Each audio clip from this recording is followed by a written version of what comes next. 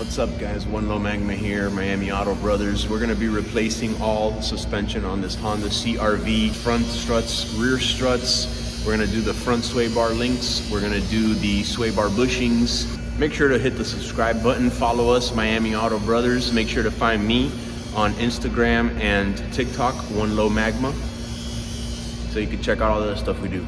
But let's go ahead and get into this. We're going to be using the quick strut. Comes completely assembled. This is your front strut. I already did one side, but I'm gonna do the other side on video for you guys.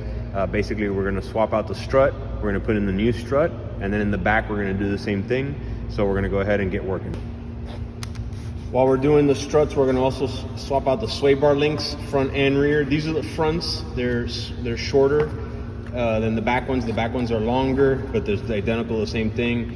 You can either grab it with an Allen key here and with a hand wrench, hold this with your Allen key and turn the knob, or take a pair of vice grips and just grip the back end of it here, nice and tight, and then hit the nut off.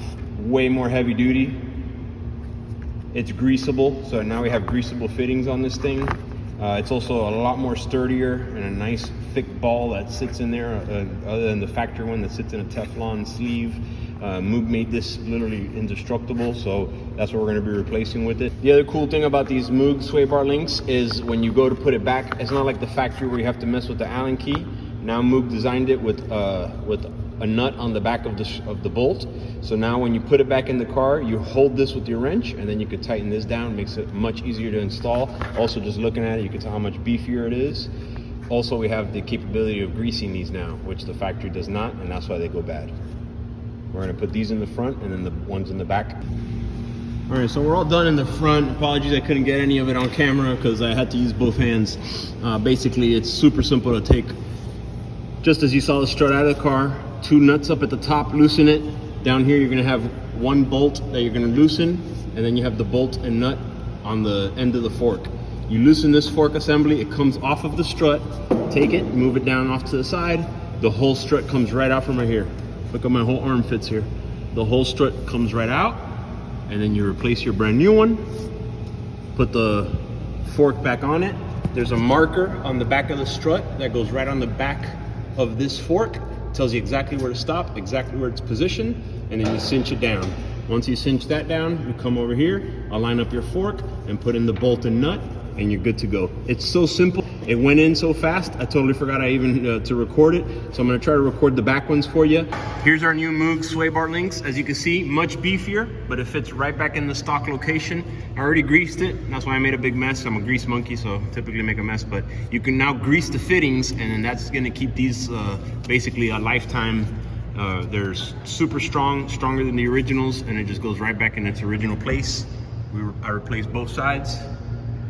We replaced both front struts, and we replaced the sway bar bushings on both sides as well. If you're gonna go in there, just do it all at once. It's super simple to just do all those.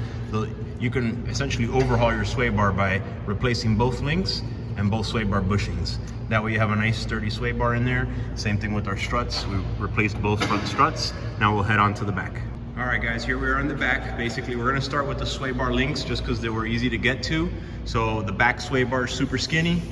My brother already started over here to assembling it. He's super fast. So here we've got the Moog sway bar links for the back. Same thing, super chunky. It's got grease fittings, so you can grease them now. And basically it's a stronger piece. Makes that sway bar work much more efficiently. So we're gonna go ahead and we're gonna install that, and then we're gonna move over to these old struts. We're gonna replace those next.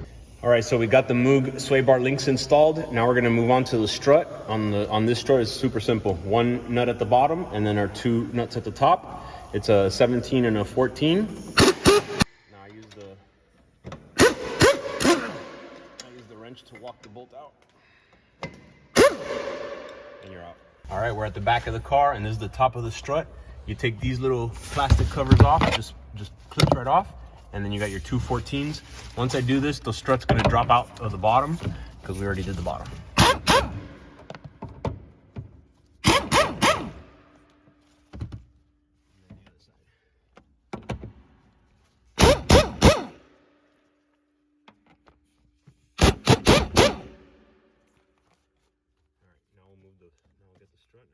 Installation is the reverse of disassembly. This is a simple repair you could do at home. Thanks for watching. Please like and subscribe.